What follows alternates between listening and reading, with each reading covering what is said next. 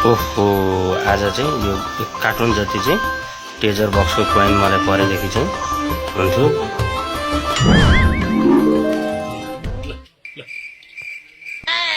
ओहो गणेश भाइ कार्टुन बोकेर कता हिँड्नु भएको?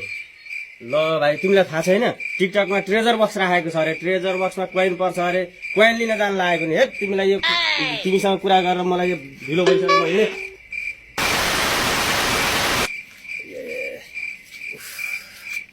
के होस् कोइन चाहिँ टन्नै पर्यो। अब यो कोइनलाई चाहिँ लगेर बजाएर पैसा लिएपछि चाहिँ काठमाडौँमा एउटा घर चाहिँ नकिनी छोड्दिनँ म। यत्रो कोइन बेचेपछि त कसो एउटा घर किन्ने पैसा नआउला यार।